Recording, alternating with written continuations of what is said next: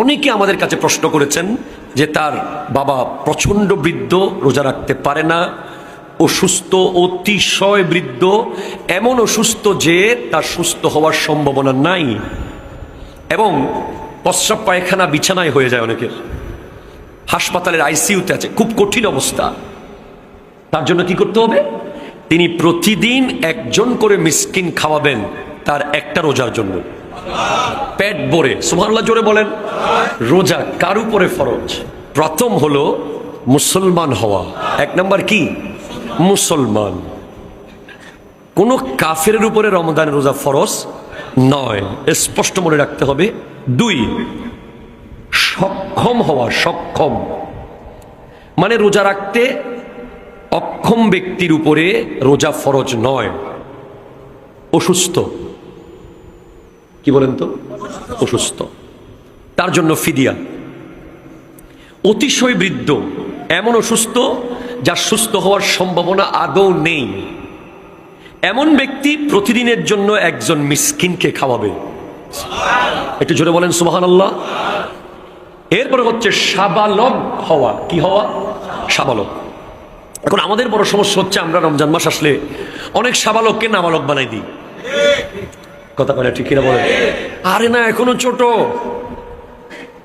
মা বাবার কাছে সন্তান সব সময় ছোট। সন্তান কখনো মা বাবার কাছে বড় হয় না, সব সময় ছোটই থাকে। কিন্তু মিনিমাম একটা আলামত আছে সে বালেগ হয়েছে কিনা। পুরুষদের ক্ষেত্রে তাদের একটা রাত্রিকালীন একটা সিমটম আছে, নারীদের ক্ষেত্রে রজস্রাব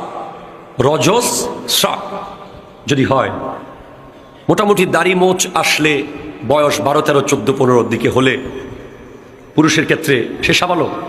সে কি? মেইন আলামত হচ্ছে তার রাত্রিকালীন যে স্বপ্নদোষ, এটা যদি হয় সে সাবালক। তখন তাকে আপনি মাস্ট বি, তার উপর রোজা ফরজ। তার উপর কি রোজা ফরজ?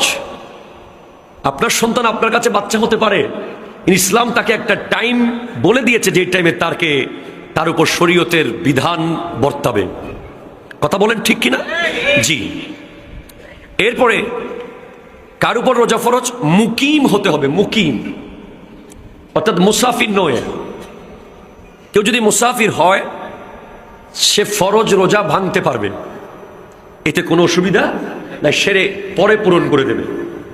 কিন্তু যারা মুকিম থাকবে, আপন এলাকায় থাকবে, তার জন্য অবশ্যই রোজা রাখতে হবে, রোজা রাখা ফরজ।